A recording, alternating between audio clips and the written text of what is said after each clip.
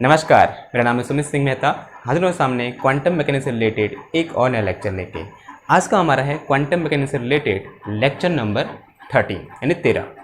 Okay, तो सबसे पहले डिस्कस कर लेते हैं कि आज के इस लेक्चर में हम किस टॉपिक को कवर करने वाले हैं। जो उसको टॉपिक रहने वाला है वो बहुत इंपॉर्टेंट रहने वाला है, और वो क्या है आप सब लोग भी जानते हो। टॉपिक क्या है हमारा, वो है हमारा क्या, डी ब्रॉगली वेव। क्या है हमारे पास, डी ब्रॉगली मैटर वेव बोल सकते हैं, या डी ब्रॉगली वेव बोल सकते हैं, या फिर कभी कभी इसको डी ब्रॉगली हाइपोथेसिस भी बोलते हैं। ठीक है, तो एक ही बात हुई। क्या है हमारा आज का टॉपिक, डी ब्रॉगली वेव बोलो, या फिर इसको एक नाम और बोलते हैं, क्या बोलते हैं, डी ब्रॉगली मैटर वेव भी बोलते हैं। ठीक है, डी ब्रॉगली मैटर वेव भी बोलते हैं। एक और नाम है इसका क्या, डी ब्रॉगली हाइपोथेसिस। एक और नाम क्या है, डी ब्रॉगली हाइपोथेसिस। THESIS। ठीक है, स्पेलिंग देखेगा, डी ब्रॉगली हाइपोथेसिस। ये क्या है, इन सबके नाम है। नाउ पिछले लेक्चर में हम एक बहुत इंपॉर्टेंट टॉपिक डिस्कस कर रहे थे, और टॉपिक क्या था हमारा, ड्यूअल नेचर ऑफ लाइट। क्या पढ़ा था हमने पिछले लेक्चर में, ड्यूअल नेचर ऑफ लाइट पढ़ा था। Dual nature of light. Now हमने क्या पढ़ा था कि लाइट दो फॉर्म में होती है, फिर लाइट के दो नेचर होते हैं। एक क्या होता है, पार्टिकल नेचर, और एक क्या होता है, वेव नेचर। एक नेचर कैसा होता है उसका, पार्टिकल नेचर पढ़ा था हमने, पार्टिकल नेचर, जिसमें क्या होता है, हम बोलते हैं लाइट किसके फॉर्म में चलती है, बंडल ऑफ एनर्जी के फॉर्म में चलती है, और जिस बंडल ऑफ एनर्जी को हम क्या बोलते हैं, फोटोन बोलते हैं। ये क्या है हमारे पास, बंडल ऑफ एनर्जी। किस फॉर्म में चलती है वो, बंडल ऑफ एनर्जी के फॉर्म में चलती है, जिसे हम क्या बोलते हैं, फोटोन बोलते हैं। और एक बंडल की जो एनर्जी होती है वो कितनी होती है, h होती है। ठीक है, ये तो क्या था, पार्टिकल नेचर ऑफ लाइट था। तो दूसरा नेचर होता है, कौन सा होता है, वेव लाइट का हमारा, वो होता है हमारे पास क्या, वेव नेचर। ठीक है, तो लाइट एक साथ दो नेचर में पाई जाती है। एक क्या था, पार्टिकल नेचर, और एक क्या था हमारा, वेव नेचर। और इस टाइप के नेचर को हमने क्या बोला था, ड्यूअल नेचर ऑफ लाइट बोला था। ओके, तो ये कब की बात है, ये लगभग यही कुछ 1920 या फिर 1910 से लेकर क्या बोल सकते हैं हम, 1900 से लेकर 1920 तक की बातें हुई। ठीक है, लाइट के बारे में ये सब बातें बोली गई कि लाइट का कैसा नेचर होता है, ड्यूअल नेचर होता है। ठीक है, एक्चुअल में इस टाइम पर क्या हुआ था, क्वांटम मैकेनिक्स का क्या हुआ, डेवलपमेंट हुआ। ठीक है, क्योंकि 1900 में क्या क्या था, प्लांक ने सबसे पहली बार किसके बारे में बोला था, फोटोन के बारे में बोला था। उसके बाद 1905 में आइंस्टीन ने फोटोन को क्या किया था, फोटोन की हेल्प से या फिर प्लांक का हाइपोथेसिस की हेल्प से फोटो इलेक्ट्रिक इफेक्ट को क्या किया था, एक्सप्लेन किया था। फोटो इलेक्ट्रिक इफेक्ट को क्या किया था, एक्सप्लेन किया था। तो उस समय से क्या हुआ, एग्जिस्टेंस ऑफ फोटोन का क्या हुआ, वेरिफिकेशन हुआ। यानी उस समय के बाद, यानी 1905 के बाद क्या मान लग गए लोग, ये मान लग गए कि फोटोन क्या करता है, एग्जिस्ट करता है। ठीक है, तो ये कुछ इसी टाइम की बात रही होगी कि उस टाइम पर लाइट के ड्यूअल नेचर की बात हो रही होगी। ओके, नाउ एक साइंटिस्ट थे जिनका नाम क्या था, डी ब्रॉगली। डी ब्रॉगली का ध्यान इन बातों पर गया कि उन्होंने ये बोला कि अगर लाइट पार्टिकल के फॉर्म में भी हो सकती है और वेव के फॉर्म में भी हो सकती है, यानी इस पूरी चीज को हम एक लाइन से समराइज कर सकते हैं। हमने बोला था, पिछले लेक्चर में हमने डिस्कस किया था, हमने बोला था कि there is a wave associated with photon, कि जो फोटोन होता है उसके साथ क्या होती है, हमेशा एक वेव एसोसिएटेड होती है। तो क्या बोल सकते हैं हम यहाँ से, इसका अगर हम एक लाइन में इसको डिफाइन करना चाहेंगे तो हम बोलेंगे देयर इज ए वेव। ठीक है, वेव भी बोलते हैं, वेव पैकेट भी बोलते हैं। ठीक है, या और अच्छी भाषा बोले क्या बोलेंगे हम, wave packet. There is a wave, और we can say wave packet, PACKET, packet associated with photon. Photon के साथ क्या होती है, हमेशा एक वेव एसोसिएटेड होती है। नाउ फोटोन क्या है, फोटोन एक पार्टिकल है। फोटोन क्या है हमारे पास, पार्टिकल है। नाउ जब डी ब्रॉगली ने ये बात सुनी तो उनके दिमाग में एक आइडिया आया, या बोल सकते हैं एक थॉट आया।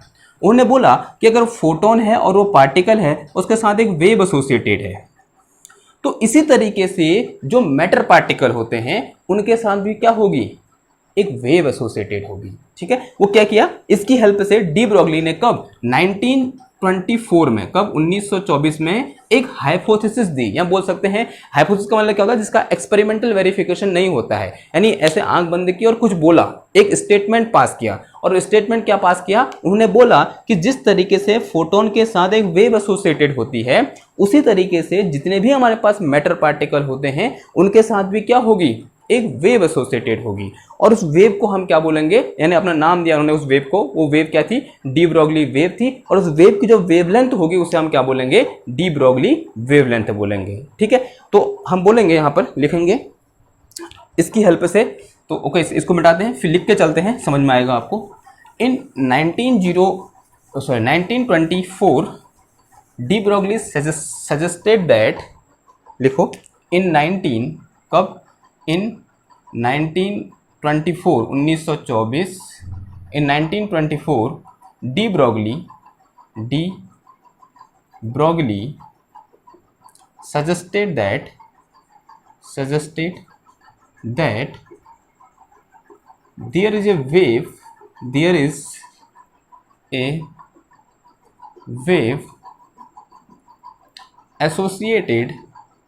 associated with matter particle,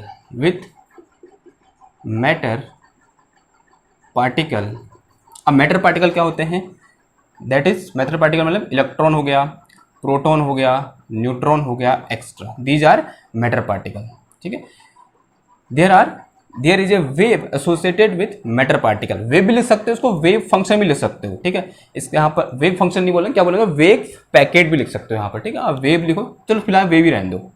ठीक है, there is a wave associated with matter particle, जो मैटर पार्टिकल क्या हो सकते हैं, इलेक्ट्रॉन, प्रोटॉन, न्यूट्रॉन, और भी कुछ हो सकते हैं। ठीक है, वो क्या है, ये क्या था, स्टेटमेंट था। और इस स्टेटमेंट को क्या बोलते हैं हम, डी ब्रॉगली हाइपोथेसिस बोलते हैं। यानी क्या है ये, इसका कोई एक्सपेरिमेंटल वेरिफिकेशन उस टाइम पर नहीं था, यानी 1924 में जब उन्होंने बोला, इसका कोई एक्सपेरिमेंटल वेरिफिकेशन नहीं था, यानी एक्सपेरिमेंट के बेस पर नहीं बोला, क्या किया, ऐसे ही कुछ स्टेटमेंट पास कर दिया। और क्यों पास किया उन्होंने, क्योंकि इन मैटर पार्टिकल को किसके एनालॉजी लिया, फोटोन के एनालॉजी लिया, और फोटोन के साथ वेव एसोसिएटेड होती है। ये हमने क्या कर रखा है, एक्सपेरिमेंटली प्रूव कर रखा, कहां, डबल स्लिट एक्सपेरिमेंट में, क्योंकि डबल स्लिट एक्सपेरिमेंट में फोटोन डिफ्रैक्ट हो जाता है। अगर फोटोन का डिफ्रैक्शन हो रहा है, इसका मतलब फोटोन के साथ क्या होती है, एक वेव एसोसिएटेड होती है। तब उसी के एनालॉजी, क्या बोल सकते हैं हम, उसी के एनालॉजी डी ब्रॉगली ने क्या दी, एक हाइपोथेसिस दी। उन्होंने बोला कि जिस तरीके से फोटोन के साथ वेव एसोसिएटेड होगी, उसी तरीके से matter particle, electron, proton, neutron और भी जो और पार्टिकल होते हैं उनके साथ भी क्या होगी, एक वेव एसोसिएटेड होगी। और इस पूरे स्टेटमेंट को क्या बोल दिया गया, डी ब्रॉगली हाइपोथेसिस बोल दिया गया। नाउ अब इसके साथ अगर वेव एसोसिएटेड है, अगर इसके साथ क्या है, एक वेव एसोसिएटेड है, तो उसकी क्या होगी, कुछ वेवलेंथ होगी, उसकी क्या होगी, या फिर इसको थोड़ा और आगे लिखें, there is a wave associated with matter particle and this wave is known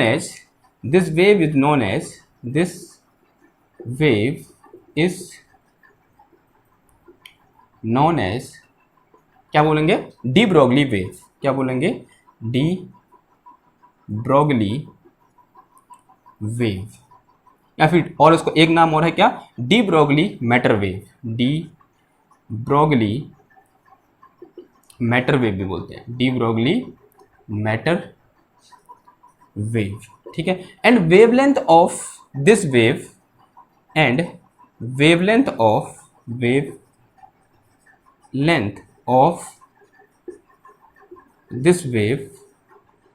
is called de Broglie wave, is called de Broglie wavelength. क्या कहते हैं उसको हम, de Broglie wavelength, de Broglie wavelength. ठीक है, wavelength, okay, and this wavelength is given as,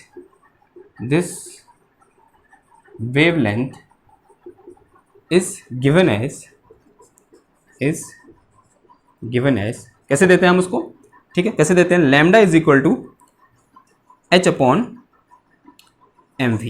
ठीक है, and this is de Broglie wavelength associated with any matter particle. ठीक है, नाउ अब यहां पर क्या है मेरे पास, m क्या है, m is mass of matter particle, m क्या है, mass of matter particle, v क्या है, हम सब जानते हैं v क्या होगा, वेलोसिटी ऑफ पार्टिकल होगा, क्या होगा, velocity of particle, velocity of matter particle, ठीक है। एच क्या है, एच के बारे में हम सब जानते हैं। एच क्या है बताइए, प्लैंक कांस्टेंट। एच क्या है मेरे पास यहाँ पर, प्लैंक कांस्टेंट है। एच क्या है, प्लैंक कांस्टेंट है, ठीक है ना। अब ये क्या है, मास ऑफ मैटर पार्टिकल है, ये क्या है, वेलोसिटी ऑफ मैटर पार्टिकल है। तो इन दोनों का प्रोडक्ट m इंटू वी क्या होता है, मोमेंटम। m इंटू वी क्या होता है, मोमेंटम ऑफ पार्टिकल। क्या होता है, मोमेंटम ऑफ पार्टिकल होता है, ठीक है। This is momentum of particle, और मोमेंटम ऑफ पार्टिकल से रिप्रेजेंट करते हैं हम p से रिप्रेजेंट करते हैं, तो दिस इज p। तो इसको ऐसा भी लिख सकता हूँ, और क्या आ जाएगा ये, lambda is equal to de Broglie wavelength is equal to कितना, ratio of h upon p। h upon p, and p क्या है उसका, मोमेंटम ऑफ पार्टिकल है, यानी जो पार्टिकल मूव कर रहा है v वेलोसिटी से, और जिसका मास m है, उसका मोमेंटम क्या है, p है। और उसका अगर हम h के साथ रेशियो निकालूंगा, फिर h उससे h को डिवाइड करो तो क्या निकल के आ जाएगा मेरे पास यहाँ पर, डी ब्रोगली वेवलेंथ निकल के आ जाएगा, ठीक है। तो ये क्या होगी मेरे पास, सिंपल सी डेफिनेशन होगी किसकी, डी ब्रोगली वेवलेंथ की ना। अब इसको हम प्रूव भी कर सकते हैं ना। यहाँ पर दो प्रूफ है, एक तो हम जो करते हुए आ रहे हैं क्लास 12th से, एक वो प्रूफ है जो किसने किया, डी ब्रोगली ने किया, ठीक है। तो उसके दो अलग अलग प्रूफ है। जो हम करते हैं एक्चुअल में वो डी ब्रोगली का प्रूफ नहीं है, लेकिन हम उसी को करते हैं जो डी ब्रोगली ने नहीं किया था। जो डी ब्रोगली ने किया था वो थोड़ा सा क्या है, कॉम्प्लिकेटेड है, यहाँ पे कठिन है। लेकिन जो हम करते हैं, हम क्या करते हैं, देखो अभी सीखते हैं हम क्या करते हैं प्रूफ करने के लिए। तो लिखो, इसको प्रूव करना है, या फिर जो एक्सप्रेशन है इसे लाना है हमें, ठीक है। तो हिंट डालिए, expression for de Broglie wavelength. कहाँ लिखा है, इधर लिख दें, ठीक है, इधर आ जाएगा। हिंट डालिए, expression for de Broglie wavelength. Oh sorry, ये मिटा दिया, नोट हो गया था ना आपका, ये नोट हो गया होगा, मिट गया मेरे से, कोई बात। यहाँ पर क्या था, दिस वेवलेंथ था, ठीक है, लिखिए, ठीक। तो हिंट डालिए क्या, expression for de Broglie wavelength, यानी इसको क्या करना है, हमको निकालना है, इस एक्सप्रेशन को निकालना है, ठीक है। तो कैसे निकालेंगे, बड़ा आसान है, देखो, expression for de Broglie wavelength, de Broglie,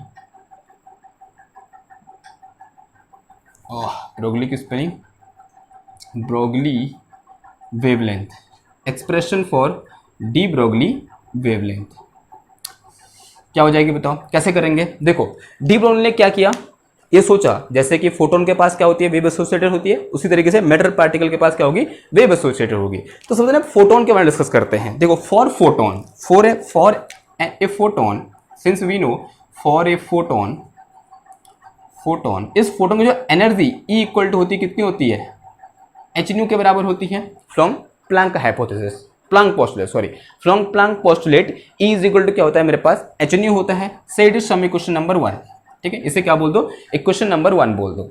now from mass energy equivalence relation, from mass energy equivalence relation, from mass energy equivalence relation, हमें क्या पता होता है, मास एनर्जी इक्विवेलेंस रिलेशन से E इक्वल टू क्या होता है मेरे पास, mc² होता है, E equal to mc²।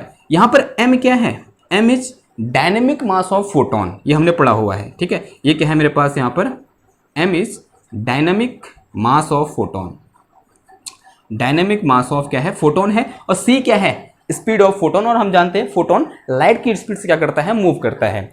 Now अब ये क्या है, ये भी एनर्जी ऑफ फोटोन है, और ये भी क्या है, एनर्जी ऑफ फोटोन है। ये एनर्जी कहाँ से आई, मास एनर्जी इक्विवेलेंस रिलेशन से आई, और ये एनर्जी कहाँ से आई, प्लैंक पोस्टुलेट से आई। ये क्या है मेरे पास, प्लैंक पोस्टुलेट, प्लैंक्स लॉ भी बोलते हैं, सिंपल हम इसको क्या बोलते हैं, प्लैंक्स लॉ, ठीक है। और ये किसने दिया, आइंस्टीन ने दिया, ठीक है। Einstein mass energy equivalence relation लिख सकते हो आप, पूरा लिखना है तो ना। अब ये तो एनर्जी तो सेम हो, क्योंकि ये भी फोटोन की एनर्जी है, ये भी फोटोन की एनर्जी है। तो ये दोनों इक्वेशन क्या होंगे, अगर इनका लेफ्ट हैंड साइड बराबर है तो राइट हैंड साइड भी क्या होगा, बराबर होगा। तो from equation 1 and 2, from equation 1 and 2, एक इक्वेशन और एक और 2 से क्या मिल जाएगा, देखो मेरे पास क्या आ जाएगा, hν इक्वल टू कितना आ जाएगा, m इंटू c² आ गया, ठीक है।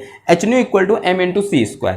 ना यार न्यू क्या था, nu is the frequency of photon या frequency of radiation, and since we know this nu is equal to क्या होता है, c अपॉन लैम्डा होता है। न्यू इज इक्वल टू क्या होता है, c अपॉन लैम्डा। यहाँ से कहाँ पुट कर दो, इधर पुट कर दो, तो h c upon lambda is equal to कितना आया, mc² आ गया।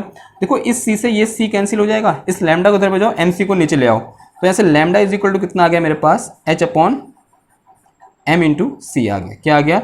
Lambda is equal to h upon m c and this is wavelength of wave associated with photon. जो फोटोन के साथ वेव एसोसिएटेड होती है उसकी वेवलेंथ कितनी होती है? h अपॉन एम सी होती है, जहां m क्या है? Mass of dynamic mass of photon है, c क्या है? स्पीड ऑफ फोटोन है। तो ये अगर ये मास है और ये स्पीड है तो मास और स्पीड का प्रोडक्ट क्या होता है? मोमेंटम। तो यहां से मेरे पास h equal to sorry lambda is equal to कितना आ जाएगा? h upon p। और इस केस में यहां पर p क्या है? ये p is momentum of photon है। p क्या है? Momentum of photon. ठीक, क्या है? p क्या है? मोमेंटम ऑफ फोटोन है। जब फोटोन नाम का पार्टिकल c वेलोसिटी से मूव कर रहा था तब उसके साथ जो एसोसिएटेड वेव थी उसकी वेवलेंथ कितनी थी? h अपॉन p थी, यानी h upon momentum of photon था। अगर मैं फोटोन को किसी एक मैटर पार्टिकल से रिप्लेस कर दूं, ठीक है, अगर मैं क्या कर दूं? फोटोन को मैटर पार्टिकल से रिप्लेस कर दूं। इफ वी रिप्लेस, इसके बाद लिखेंगे, इसे मिटा दूं मैं, ठीक है, इसे मिटा देता हूं। If we replace matter particle sorry photon by matter particle, तो यहां पर जो p है मोमेंटम ऑफ फोटोन है वो किससे रिप्लेस हो जाएगा? मोमेंटम ऑफ मैटर पार्टिकल से रिप्लेस हो जाएगा। ठीक है, तो इसे मिटा के चलेंगे तो क्या लिखेंगे? इफ वी रिप्लेस, तो लिखो यहां पर if we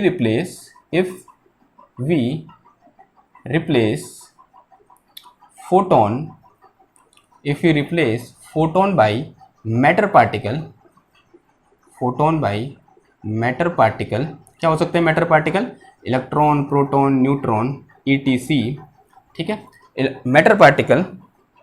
then in above expression, then in above equation, इसे कुछ इक्वेशन बोल दो, इसे इक्वेशन नंबर 3 बोल दो। Then in above equation number 3, momentum of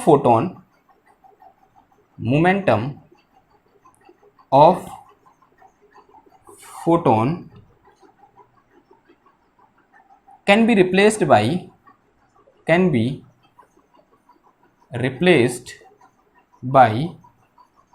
momentum of, क्या आ जाएगा?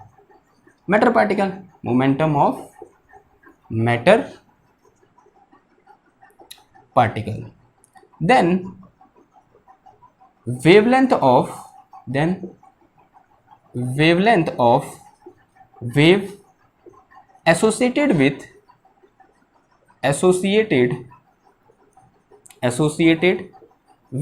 matter particle can be written as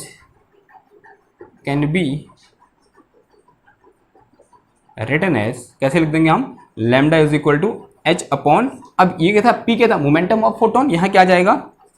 momentum of particle आ जाएगा। तो यहाँ पर जो p है, this p is momentum of particle, momentum of matter particle, momentum of matter particle. Clear हुई बात? ठीक है, तो इस तरीके से क्या कर दिया हमने? This is de Broglie wavelength. तो यही क्या है? हमारी डी ब्रोगली वेवलेंथ है। This is de Broglie wavelength, this is de Broglie wavelength, this is de Broglie wavelength. यही क्या है? डी ब्रोगली वेवलेंथ है। क्लियर हुई बात? Okay, now since we know p is equal to क्या होता है? mv होता है, तो इसको यहाँ पुट कर दो, तो लैम्डा इज इक्वल टू कितना आ गया? h अपॉन कितना आ गया मेरे पास? mv आ गया। ठीक है, दिस इज अनदर एक्सप्रेशन। जो दूसरा वाला लिखा था वो ये है। तो दोनों क्या है? बहुत क्या है? इंपॉर्टेंट है। तो इस तरीके से क्या कर दिया हमने? कंपेयर करा के, फोटोन के साथ कंपेयर करा के पार्टिकल को, इसके लिए एक्सप्रेशन क्या कर लिया? फाइंड कर लिया। तो ये वाला एक्सप्रेशन क्या है? इजी है। लेकिन जो डी ब्रोगली ने जिस तरीके से ये एक्सप्रेशन निकाला था वो ऐसा नहीं था। ठीक है, लेकिन हम उसको अक्सर पढ़ते भी नहीं हैं। ओके, मुझे मौका मिलेगा तो मैं उसको एक अलग से वीडियो बना दूंगा कि किस तरीके से अल्टरनेट मेथड होता है इसे फाइंड करने का, यानी lambda is equal to h upon p find करने का एक अल्टरनेट मेथड भी होता है। ठीक है, तो उसे मैं यहाँ पर क्या कर लूँगा? एक नई वीडियो बना के उसमें आपको ड्राइव करा दूंगा। ठीक है उसको। ओके, तो ये क्या था? एक आसान सा तरीका था डी ब्रोगली वेवलेंथ फाइंड करने का। कितना आई? Lambda is equal to h upon mv आ गई। ओके, ना अब देखो, अब इसको मॉडिफाई कर सकते हैं हम। इसका मॉडिफिकेशन देखो, मॉडिफिकेशन बहुत इंपॉर्टेंट है। मॉडिफिकेशन जिसको आ गया उसने बहुत सारे क्वेश्चन सॉल्व कर लिए। ठीक है, देखो मॉडिफिकेशन कैसे करेंगे ना। अब मेरे पास क्या है? मैटर पार्टिकल है। क्या है? Matter particle, electron, proton, neutron हो सकता है। वो v वेलोसिटी से मूव कर रहा है। और जब भी कोई मैटर पार्टिकल मूव करता है तो उसके पास क्या होती है, काइनेटिक एनर्जी होती है। तो काइनेटिक एनर्जी इक्वल टू क्या होता है मेरे पास, since we know kinetic energy K, kinetic energy is equal to क्या है, let us say K, and this K is equal to क्या होता है मेरे पास, half of M B square होता है, पढ़ा है आप लोगों ने, क्या होता है, half of M B square. तो ऐसे देखो के इज इक्वल टू कितना आ गया यहाँ से, हाफ ऑफ, एक काम करो एम से मल्टीप्लाई एम से डिवाइड करो, ये बहुत पुराना हमारा क्या है, एक टेक्निक होती है मोमेंटम और काइनेटिक एनर्जी में रिलेशन निकालने की, ठीक। तो यहाँ से मेरे पास M V square equal to कितना आ गया, देखो M V square equal to आ गया मेरे पास कितना, 2m इंटू के आ गया, और एम वी इक्वल टू कितना आ गया इधर से, एम वी इक्वल टू आ गया अंडररूट ऑफ 2m इंटू के आ गया। ना एक काम करो, यहाँ से ये एम वी उठा के इधर रख दो, ठीक है, एक क्या आ जाएगा, lambda in terms of kinetic energy आ जाएगा। तो उठाओ इसको, यहाँ से उठाओ इधर पुट करो, क्या आ जाएगा, lambda in terms of kinetic energy आ जाएगा, ठीक है। करो, रखो रखो रखो रखो फटाफट रखो। ओहो, तो क्या आ जाएगा देखो लैम्डा, तो लैम्डा इज इक्वल टू कितना आ गया इधर से मेरे पास, h अपॉन एम भी की जगह ये पुट कर दो, ये वैल्यू कितनी है मेरे पास यहाँ पर, अंडररूट ऑफ 2m इंटू के है, ठीक है। This is another expression for de Broglie wavelength, ठीक है। तो लैम्डा इज इक्वल टू कितना आ गया, under root of 2mk, where m is again mass of particle, k is kinetic energy of particle, h is Planck constant. Now ये mass of particle constant, h constant, तो यहाँ से lambda is inversely proportional to कितना आ गया, 1 upon root के आ गया, ठीक है। ये भी क्या है, इंपॉर्टेंट एक्सप्रेशन है, ये भी इंपॉर्टेंट है, ये भी क्या है हमारा इंपॉर्टेंट है, ठीक है। ये बात भी क्या रखनी है, आपको ध्यान रखनी है ना। अब देखो ना, अब लैम्डा किस पर डिपेंड कर रहा है, काइनेटिक एनर्जी पर डिपेंड कर रहा है। और किसी पार्टिकल पर काइनेटिक एनर्जी कब आती है, जब वो एक्सलेट हो रहा होता है, या फिर जब उसके बाद क्या होती है, कुछ वेलोसिटी होती है ना। मेरे पास यहाँ पर पार्टिकल क्या हो सकते हैं, चार्ज पार्टिकल भी हो सकता है, जैसे इलेक्ट्रॉन प्रोटॉन कैसे चार्ज पार्टिकल हैं, और वो न्यूट्रल पार्टिकल यानी न्यूट्रॉन भी हो सकता है ना। इनको हम किस तरीके से क्या करेंगे, एक्सलेट करेंगे। जैसे इलेक्ट्रॉन को अगर एक्सलेट करना है तो हम क्या लगा दें, इलेक्ट्रॉन को एक पोटेंशियल डिफरेंस पर रख देंगे, तो क्या होगा, पोटेंशियल डिफरेंस के कारण क्या होता है, चार्ज फ्लो होता है। तो वो अगर किसी इलेक्ट्रॉन को हम पोटेंशियल डिफरेंस में रखेंगे तो इलेक्ट्रॉन क्या करेगा, मूव करेगा, यानी इसके पास क्या आ जाएगी, कुछ काइनेटिक एनर्जी आ जाएगी, ठीक है। तो यहां पर एक अलग से एक्सप्रेशन होगा, एक्सप्रेशन लिखो, डी ब्रोगली वेवलेंथ ऑफ, कहां लिखें, मिटाओ इसे मिटाता हूं, फिर एक्सप्रेशन लिखते हैं, ठीक है। इसे रहने देते हैं, इधर लिखते हैं, ठीक। तो हिंट देखो, D Broglie wavelength of charge particle accelerated with potential v, या फिर पोटेंशियल डिफरेंस v, क्या है हमारा टॉपिक है, इसी में सब टॉपिक लिख के चलो, ठीक है। इसी में लिख के चलो क्या, D Broglie wavelength, D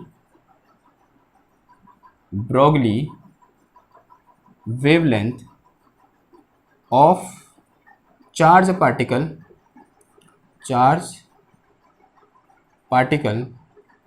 Q, charge कितना है उस पर, Q है, de Broglie wavelength of charge particle Q accelerated with potential difference V, कितना पोटेंशियल डिफरेंस लगा रखा है उसमें, V पोटेंशियल डिफरेंस लगा रखा है।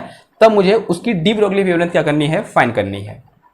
अब देखो, अब जैसे ही मैं किसी चार्ज पार्टिकल को पोटेंशियल डिफरेंस में रखूंगा तो वो क्या करेगा, मूव करेगा, और मूव करने से क्या आएगी, उसके पास कुछ काइनेटिक एनर्जी आएगी ना। वो काइनेटिक एनर्जी कहाँ से आएगी, अब एनर्जी तो कंजर्व होती है, यानी कोई एक एनर्जी उस काइनेटिक एनर्जी में क्या हो रही होगी, कन्वर्ट हो रही होगी, ठीक है। क्योंकि energy can not be create, energy can not be destroyed, it can only transfer one form to another form.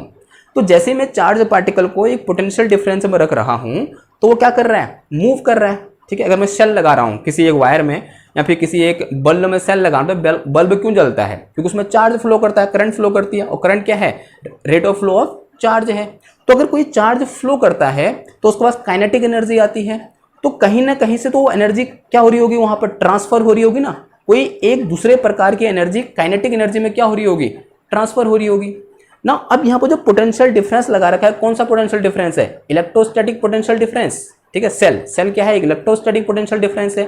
तो वहां पर जो एनर्जी ट्रांसफर हो रही होगी वो कौन सी एनर्जी होगी, इलेक्ट्रोस्टैटिक पोटेंशियल एनर्जी। कौन सी होगी, इलेक्ट्रोस्टैटिक पोटेंशियल एनर्जी। तो एक्चुअल में क्या हो रहा होगा, जैसे ही मैं क्या कर रहा हूँ, चार्ज पार्टिकल को पोटेंशियल डिफरेंस में रख रहा हूँ, किसी पोटेंशियल पर रख रहा हूँ, तो वहां पर जो इलेक्ट्रोस्टैटिक पोटेंशियल एनर्जी होगी किसमें कन्वर्ट हो जा रही होगी, उस चार्ज पार्टिकल की काइनेटिक एनर्जी में क्या हो जा रही होगी, कन्वर्ट हो जा रही होगी। तो यहां से जो काइनेटिक एनर्जी इक्वल टू आ जाएगा, तो in this case kinetic energy of charge particle के इज इक्वल टू क्या आ जाएगा, पोटेंशियल एनर्जी या फिर इलेक्ट्रोस्टैटिक पोटेंशियल एनर्जी, क्या आ जाएगा, इलेक्ट्रोस्टैटिक पोटेंशियल एनर्जी। तो यहाँ kinetic energy K is equal to electrostatic potential energy क्या होती है, charge multiply by potential difference v, ठीक है। तो के इज इक्वल टू कितना आ गया, q इंटू वी आ गया, ठीक है। अब एक काम करो, इसकी जो यहाँ पर इस एक्सप्रेशन में के की जो क्या पुट कर दो, q इंटू वी पुट कर दो। तो यहाँ से मेरे पास लैम्डा इज इक्वल टू कितना आ गया है मेरे पास, देखो h upon under root of कितना है 2m q इंटू कितना आ गया, v आ गया, ठीक है। तो this is expression for de Broglie wavelength when a charged particle of charge q and mass m is accelerated with potential difference v, ठीक, क्लियर हुई बात ना। इसी में एक और सब topic low, if charge particle is electron, क्या है मेरे पास सब टॉपिक क्या है, if charge particle is electron. ये तो कहता कोई भी चार्ज, एक जनरल फॉर्म था, ये कैसा था, एक जनरल फॉर्म था, एक जनरल डिस्कशन था हमारा, कैसा था ये, जनरल फॉर्म। ना अब एक स्पेसिफिक देखते हैं, एक स्पेशल टाइप के चार्ज पार्टिकल के देखते हैं, वो क्या है हमारे पास, electron. If charge particle is electron, if charge particle is electron, now तो ये कैसे रिप्लेस हो जाएगा या फिर कैसे मॉडिफाई हो जाएगा फॉर्मूला, तो लैम्डा इज इक्वल टू या फिर de Broglie wavelength of electron क्या आ जाएगा मेरे पास, देखो h upon under root of h तो कांस्टेंट है, इलेक्ट्रॉन के लिए भी सबके लिए यूनिवर्सल कांस्टेंट है, h ही रहा, 2 ही रहा, m की जो कितना आ जाएगा, मास ऑफ इलेक्ट्रॉन, q की जो कितना आ जाएगा, चार्ज इन इलेक्ट्रॉन, इनटू कितना आ जाएगा, v आ जाएगा। अब इन सब की वैल्यू जानते हैं हम, पुट कर दो, v को छोड़कर सब जानते हैं हम, तो क्या आ जाएगा, देखो लैम्डा इज इक्वल टू यहाँ से h कितना होता है 6.6 into 10 to the power minus 34 joule second, क्या होता है ये, joule second, divided by under root of कितना आ जाएगा, देखो 2 इंटू me कितना होता है, मास ऑफ इलेक्ट्रॉन, यानी 9.1 into 10 to the power minus 31 kg होता है, ठीक है। चलो यूनिट लिखो ही मत, सभी किस में लिखो, ऐसा में लिख दो, और इंटू इलेक्ट्रॉन में चार्ज कितना होता है 1.6 into 10 to the power minus 19, और v तो पता है नहीं, v क्वेश्चन टू क्वेश्चन या फिर एक्सपेरिमेंट टू एक्सपेरिमेंट क्या होता रहेगा, चेंज होता रहेगा ना। अब इन सबको आप कैलकुलेट कर सकते हो, इतनी पूरी क्वांटिटी को क्या कर सकते हो आप, कैलकुलेट कर सकते हो। ये जो कैलकुलेट करके आंसर आता है ना, ये कुछ ऐसा आता है, कितना 12.27 into 10 to the power minus 10 divided by under root of v into इतना मीटर, ठीक है। क्या है वेवलेंथ, वेवलेंथ क्या होती है, डिस्टेंस यानी लेंथ, तो लेंथ की यूनिट क्या होती है, m, मीटर। तो ये क्या आ गया, एक्सप्रेशन आ किसके लिए, इलेक्ट्रॉन के लिए। इस सबको कैलकुलेट करके यानी इतनी वैल्यू कैलकुलेट करके आंसर कितना आता है 12.27 into 10 to the power minus 10 metre. अब ये क्या है, 10 to the power minus 10 metre है, और 10 to the power minus 10 metre का लिखता हूँ मैं, एंगस्ट्रम लिख सकता हूँ। तो इसको थोड़ा और मॉडिफाई कर दो, तो लैम्डा इक्वल टू कितना आ जाएगा, ये 12.27 divided by under root of v, इतना क्या आ गया, ये एंगस्ट्रम आ गया, ठीक है। तो this is expression for de Broglie wavelength when an electron is accelerated with potential difference v, clear, okay ना। अब देखो ये चीज़ क्या है, मेरे पास 12 है, और 12 का स्क्वायर कितना होता है, या फिर अंडर रूट ऑफ 144 कितना होता है, 12 होता है। तो ये 12 से थोड़ा सा बड़ा है, तो ये कितना हो जाएगा, लगभग 150 हो जाएगा ये, लगभग इसको मैं इस टर्म को लगभग अंडर रूट 150 लिख सकता हूँ, आंसर है हाँ लगभग, ठीक है, अप्रॉक्स। तो इसको मैं और मॉडिफाई कर सकता हूँ, अगर आप कहीं पर एग्जाम दें, यहाँ पे क्या बोलते हैं कॉम्पिटेटिव एग्जाम में, ये एक्सप्रेशन क्या आ सकता है, आपको काम आ सकता है, ठीक। तो क्या आ गया, under root of 150 divided by कितना आ गया, v आ गया, इतना क्या आ जाएगा, ये एंगस्ट्रम, ठीक है। This is de Broglie wavelength when क्या, one electron is accelerated with potential difference v। Now अब देखो, अगर मेरे पास कोई चार्ज पार्टिकल है तो उसको ऐसे एक्सेलरेट करेंगे। अगर मेरे पास कोई चार्ज पार्टिकल नहीं है, यानी मेरे पास न्यूट्रल पार्टिकल है, जैसे न्यूट्रॉन है, तो उसको कैसे एक्सेलरेट करेंगे, क्या करते हैं, गर्म कर देंगे। गर्म करके भी क्या होता है, पार्टिकल एक्सेलरेट हो जाते हैं, ठीक है। जैसे गैस को हम क्या करेंगे, गर्म करेंगे, तो गैस के पार्टिकल क्या हो जाते हैं कि स्पीड क्या हो जाती है, बढ़ जाती है, ठीक है। तो वो भी एक वे होता है क्या करने का, एक्सेलरेट करने का, यानी वेलोसिटी चेंज करने का। तो हमारा नेक्स्ट एक्सप्रेशन ही होगा, नेक्स्ट एक्सप्रेशन या बोल सकते हैं नेक्स्ट जो इसमें सब टॉपिक है, ये दूसरा था तो तीसरा लिखो, तीसरा सब टॉपिक क्या होगा हमारा, उसमें लिखो, ये एक्सप्रेशन याद है ना आपको, ये वो मिट गया उधर, कितना था लैम्डा इक्वल टू, यहाँ लैम्डा इक्वल टू था h upon under root of 2mk, ये था, अभी काम आएगा, ठीक है, इसको रखे रखो और इसे मिटाओ।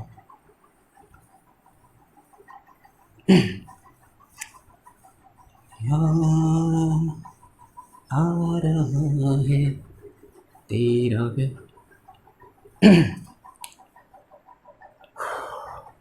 ओके, क्या था, D Broglie wavelength of a particle eight thermal equilibrium T, ठीक है, de Broglie wavelength, de Broglie wavelength of a particle eight thermal equilibrium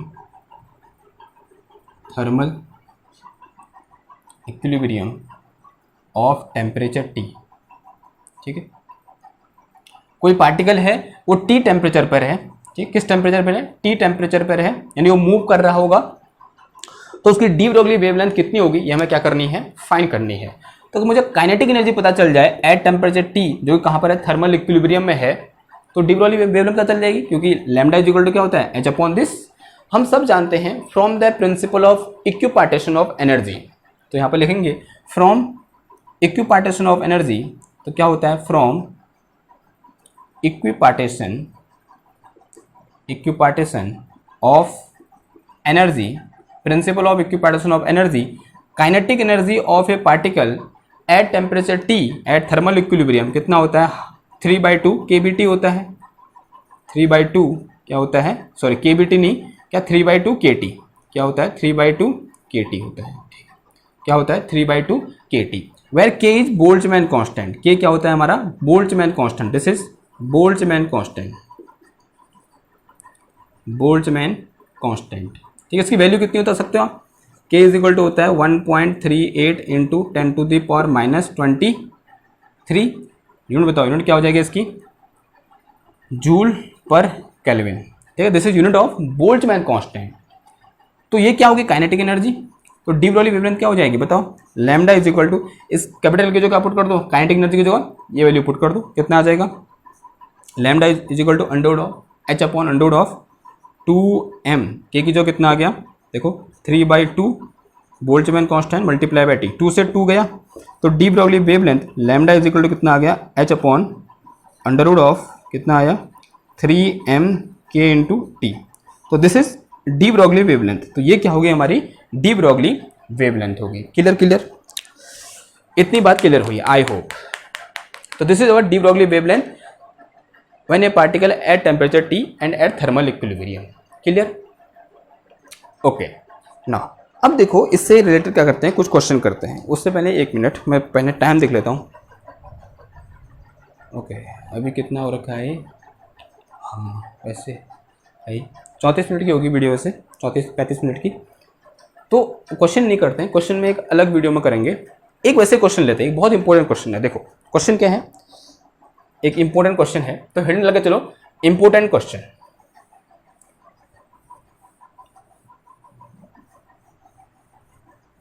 question लिखता हूं मैं, और वो बहुत बार आपके यूनिवर्सिटी एग्जाम में पूछा गया है और कॉम्पिटिटिव एग्जाम में भी पूछा गया है, जैसे जैम में पूछा गया क्वेश्चन हो। ठीक है, देखो मैं क्वेश्चन लाता हूं आपके लिए। देखो क्वेश्चन क्या है, मैं क्वेश्चन लिखता हूं, ठीक है, फिर सॉल्व करते हैं। ओके, क्वेश्चन है मेरे पास, a particle of rest mass m0।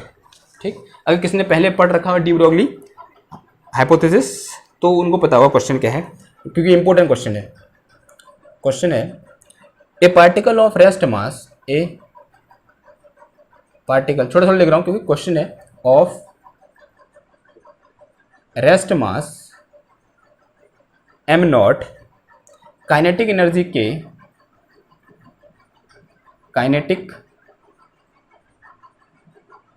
Energy के, जिसकी काइनेटिक एनर्जी कितनी है, k है। ठीक है, ऐसा हमारे पास एक पार्टिकल है जिसका रेस्ट मास m0 है और काइनेटिक एनर्जी कितनी है, k है। So that it's D Broglie wavelength is given by, so that यानी हमको दिखाना है, प्रूव करना है, so that it's D Broglie wavelength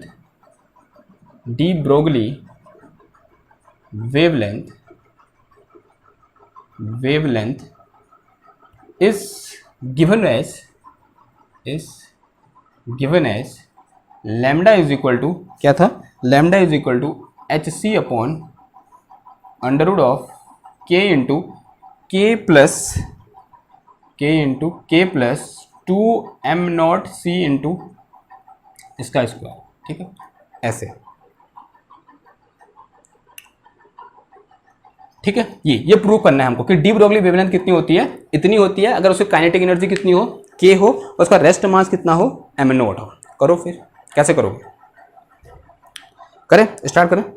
ठीक है, 1 मिनट में पानी पी लेता हूँ, आप सोचो तब तक कैसे सॉल्व होगा, करके सॉल्व हो जाएगा। वैसे आसान है, उतना कठिन भी नहीं है।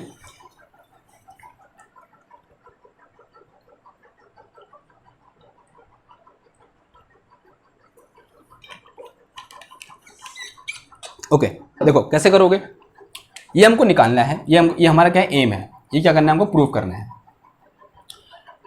अब हम जानते क्या है, from definition de Broglie wavelength, since we know de Broglie wavelength lambda is equal to क्या होता है, h अपॉन एम वी होता है। Say it is some equation number 1 ना। अब यहाँ पर रेस्ट मास का यूज हो रहा है, तो रेस्ट मास कब यूज होता है, जब हम किसकी बात करते हैं, रिलेटिविस्टिक की बात करें, रिलेटिविस्टिक मैकेनिक्स की बात करते हैं, यानी हम कौन सा मास लेते हैं, तो यहाँ पर जो m मास होगा ये कौन सा होगा, रिलेटिविस्टिक मास होगा, ठीक है, ठीक है। यहाँ पर जो या फिर ऐसा बोल सकते हो हमारा पार्टिकल है वो बहुत हाई स्पीड से क्या कर रहा होगा, मूव कर रहा होगा, यानी जो काइनेटिक एनर्जी होगी ना वो बहुत ज़्यादा होगी, यानी उसके काइनेटिक एनर्जी को हम फोटोन की काइनेटिक एनर्जी से क्या करा सकते हैं, कंपेयर करा सकते हैं। बोल सकते हैं उस पार्टिकल की स्पीड को हम फोटोन की स्पीड से क्या करा सकते हैं, कंपेयर करा सकते हैं। तब वहाँ पर हम कौन सी मैकेनिक्स लगाते हैं, रिलेटिविस्टिक मैकेनिक्स लगाते हैं, यानी जो मास का करता है वो वेरी करता है, और जो मास हो जाएगा कौन सा हो जाएगा, रिलेटिविस्टिक मास। जो ये मास m है यहाँ पर, ये कौन सा है, रिलेटिविस्टिक मास है, रिलेटिविस्टिक मास, ठीक है। और हम सब जानते हैं relativistic mass m is equal to क्या होता है, हमने इससे पहले क्वांटम इफेक्ट किया था, वहाँ पर भी हमने रिलेटिविस्टिक मास के बारे में डिस्कस कर चुके हैं। तो relativistic mass m is equal to कितना होता है, rest mass divided by under root of 1 minus V square upon C square, ये चीज़ होता है। तो this is relativistic mass. Okay ना, अब देखो अब क्या कर सकते हैं, अब हम कुछ चीज़ कर सकते हैं, क्या कर सकते हैं, एक काम करो, इसको इधर ले आओ और इस m को इधर ले जाओ, ठीक है, चलो करो फिर, क्या हो जाएगा, under root of 1 minus V square upon C square is equal to कितना आ जाएगा, m0 अपॉन कितना आ जाएगा, m आ जाएगा। एक काम करो, दोनों का स्क्वायर कर दो, तो स्क्वायरिंग बोथ साइड कितना आ जाएगा, इसके लिए यहाँ पर लिखोगे आप, ठीक है, मैं नहीं लिख रहा हूँ क्योंकि मेरा स्पेस कम है, तो आप यहाँ पर लिखोगे स्क्वायरिंग बोथ साइड, तो कितना आ जाएगा, देखो 1 minus V square upon C square is equal to कितना आ जाएगा, m0 स्क्वायर डिवाइडेड बाई कितना आ गया यहाँ पर m स्क्वायर। इस 1 को इधर भेज दो, इस 1 को इधर भेज दें, इस 1 को इधर, ठीक, इस 1 को इधर भेज देंगे तो कितना आ जाएगा, देखो यहाँ से मेरे पास V square upon C square is equal to, इस जगह माइनस होगा, फिर ये माइनस आएगा प्लस हो जाएगा, कितना आ जाएगा, देखो 1 माइनस m0 स्क्वायर अपॉन कितना आया, m स्क्वायर। ये इससे समझ में आया, ठीक है। देखो इस 1 को इधर भेजोगे तो -1 plus m0 square upon m square आएगा, फिर ये माइनस को इधर भेज दोगे, जो माइनस का 1 प्लस हो जाएगा और ये जो प्लस का था माइनस हो जाएगा, ठीक है। एक स्टेप शॉर्ट कर दिया मैंने यहाँ पर, ओके ना। अब ये क्या हो जाएगा, देखो this is V square upon C square, या फिर एक काम करो, इसको ऐसे लिखो, कितना आ जाएगा, देखो यहाँ से V square upon C square is equal to m square minus m0 square upon कितना आ गया, ये m स्क्वायर, ये आया, ठीक है। अब देखो दोनों ओर, अब यहाँ स्क्वायर है, इसे क्या लिख सकता हूँ, देखो v अपॉन सी का होल स्क्वायर लिख सकता हूँ, and this is equal to कितना आया इधर से मेरे पास, देखो m square minus m0 square upon m square, ये चीज़ आया। इसको इधर भेज दो, कितना आ जाएगा, ये v upon C is equal to under root of square है, क्या हो जाएगा, अंडर रूट हो जाएगा, कितना आ गया इधर से m square minus m0 square upon m square, ठीक, क्लियर। देखो ये m स्क्वायर है, ये बाहर आ जाएगा रूट से, तो रूट सिर्फ ऊपर बचेगा, रूट सिर्फ ऊपर बचा, और ये m बाहर आ गया, m ऐसे रहा। इस m को यहाँ से उठा के कहाँ ले आओ, इधर ले आओ, m को यहाँ से उठा के, चलो यहीं रहने दो, थोड़ा ज़्यादा शॉर्ट हो रहा है, ठीक है। इसको इधर ले आओ, c को इधर भेज दो, कितना आ जाएगा यहाँ से Vm इज इक्वल टू कितना आ गया मेरे पास यहाँ से c under root of m square minus कितना आया m0 स्क्वायर। तो दिस इज Vm, ये निकल गया, ये Vm निकल गया, अब मुझे क्या करना है, अब इस लैम्डा, तो लैम्डा इक्वल फ्रॉम इक्वेशन 1, तो लैम्डा इक्वल टू क्या लिखता हूँ मैं, ये अपॉन में ये आ गया ना, लेकिन मुझे अपॉन में चाहिए क्या, ये टर्म चाहिए, यानी काइनेटिक एनर्जी के टर्म में लिखना है मेरे को। किसके टर्म में लिखना है, काइनेटिक एनर्जी के टर्म में। कैसे लिखेंगे, अब देखो, तो इसे इक्वेशन नंबर क्या बोल दो, 2 बोल दो, equation number 2। Now since we know total energy equal to क्या होता है, total energy is equal to rest mass energy, rest mass energy plus kinetic energy, ये तो होता है rest mass energy plus kinetic energy.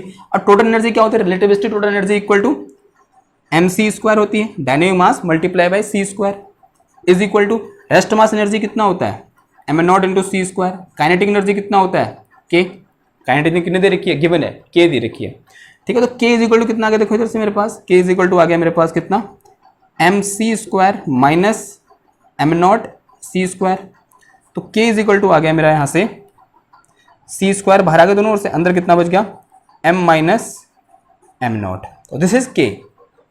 ये क्या निकला, k निकला, k इज इक्वल टू कितना आ गया c² इंटू दिस वन। तो से it is from equation number 3। अब एक काम करो, इसे सॉल्व कर लो, तो चाहिए ये डिनोमिनेटर में है, इसकी वैल्यू को क्या, ये चीज। नाउ सिंस इसे सॉल्व कर लेते हैं, ठीक है, और इसको इसके अलावा प्रूव कर देते हैं तो आंसर आ जाएगा, ठीक है। इस टर्म को इसके अलावा प्रूव कर देते हैं। देखो क्या लिख रहा हूं, under root of k into K plus 2m0 c²। देखो k हमें पता है, इस k की जगह ये वैल्यू पुट करो, अगर मेरा आंसर इतना आता है तो वो किसके बराबर है, इसे mv के बराबर है, तो मैं इसको यहां पर पुट करूंगा तो आंसर इतना आना चाहिए, ठीक। तो यानी ये वैल्यू कैलकुलेट कर रहा हूं मैं, ठीक, उल्टा कर रहा हूं, ठीक, उल्टा कर रहा हूं, जो k निकाला है उसको यहां पुट करूंगा, करो पुट करो, देखो कितना आ गया, k कितना है मेरे पास, रखो उधर, अंडर रूट ऑफ k की जगह c², अंदर कितना बच गया m माइनस m0, फिर अंदर कितना बचा, फिर k अगेन क्या है मेरे पास यहाँ पर c² m माइनस m0, ठीक है, c² m माइनस m0, फिर प्लस कितना है 2m0 इंटू c², ठीक है। आई होप यार आपको दिख रहा होगा ये, ठीक है, दिख रहा है ना, गुड। अब देखो अंदर वाले को सॉल्व करो, जो ब्रैकेट के अंदर है, ये तो ऐसे रहा, ये अंडरवुड है बाहर से, ऊपर से कितना आ गया देखो c² into m minus m0, c² को अंदर ले जाओ, कितना आ गया देखो c² m minus c² m0 plus का 2m0 इंटू c², ये ब्रैकेट क्लोज, ठीक है। तो अब ये दोनों टर्म सेम है, ये माइनस हो जाएंगे, कितना आ जाएगा देखो under root of c² m minus m0, कितना आ गया इधर से देखो c², ठीक है, तो ये c² क्या हो रहा है,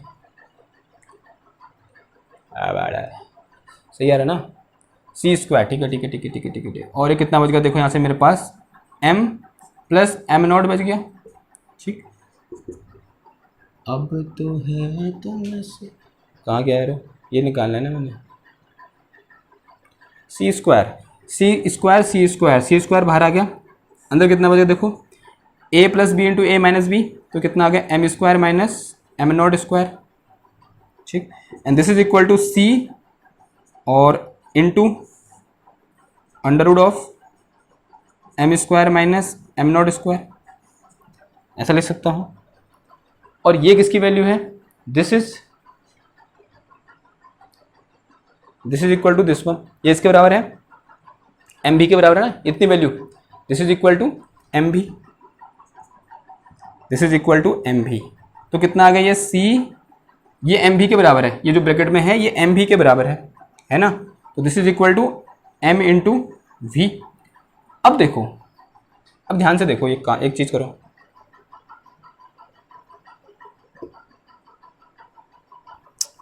सही तो आ रहा है। अब इन सब वैल्यू को, ये वैल्यू उठा के इधर रख दो, इधर रखो, ये वैल्यू उठा के इधर रखो, तो यहाँ से लैम्डा इक्वल टू कितना आ गया, ये ऊपर से चलता हुआ आ रहा है, ठीक है ना। पुटिंग दिस वैल्यू, इसके नीचे लिखना putting this value in this equation जो हमको गिवन है, तो लैम्डा उसको किसके बराबर आना चाहिए, डी ब्रॉगली वेवलेंथ के बराबर आना चाहिए। तो लैम्डा इक्वल टू कितना आ गया देखो मेरे पास एच सी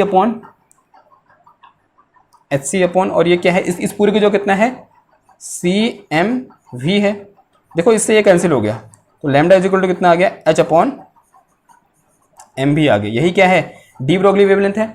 यानी इसको हम ऐसा लिख सकते हैं, हम इसको ऐसा लिख सकते हैं, यानी जो एम वी की वैल्यू है वो क्या है, देखो यहाँ से ऐसा लिख सकता था मैं, देखो इसको मैं अगर थोड़ा अच्छे से लिखूँ ना तो ये बोल सकता था, ये मैंने यहाँ पुट किया, ऐसा नहीं, ऐसा भी कर सकता हूँ, लेकिन देखो इसका एक और तरीका है।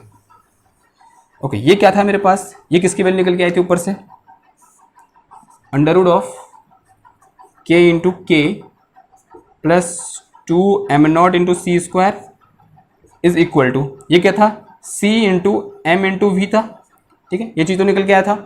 यहाँ से एम वी इक्वल टू कितना आ गया देखो, एम वी इक्वल टू आ गया 1/c under root of K into K plus 2m0 into C square, ये तो आया, ठीक ना। ये एम भी को यहाँ थोड़ा कहाँ पुट कर दो, इक्वेशन 1 में पुट कर दो, ठीक, एम भी यहाँ से उठाओ और इक्वेशन 1 में पुट करो, तो लैम्डा इक्वल टू कितना आ गया देखो, ये सी ऊपर चला गया और नीचे कितना आ गया under root of K into K plus 2m0 into C square. यही क्या था हमारा रिक्वायर्ड रिलेशन था, ये तो हमें क्या करना था, फाइंड करना था ना, तो this is our required relation, clear, यही क्या करना है हमको, फाइंड करना था, क्लियर, ऐसे होगा, ठीक। हेंस प्रूव्ड, और ये बहुत इंपॉर्टेंट है, हेंस प्रूव्ड, और ये कब लगेगा, when our kinetic energy is so large, हमारी काइनेटिक एनर्जी क्या है, बहुत बड़ी है, तब ऐसा लगेगा, तब हमको ऐसा चीज करना पड़ेगा, ऐसा कुछ, ठीक।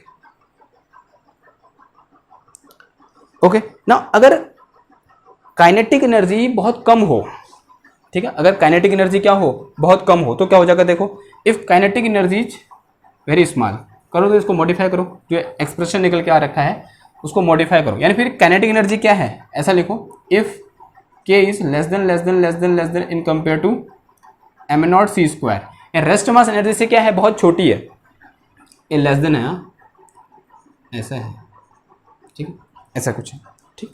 तो देखो ये क्या हो जाएगा, इस एक्सप्रेशन को थोड़ा मॉडिफाई करो, तो लैम्डा इज इक्वल टू कितना आ गया यहाँ से H C under root of ये के स्क्वायर प्लस का के, और अंदर कितना बच गया 2m0 इंटू सी स्क्वायर।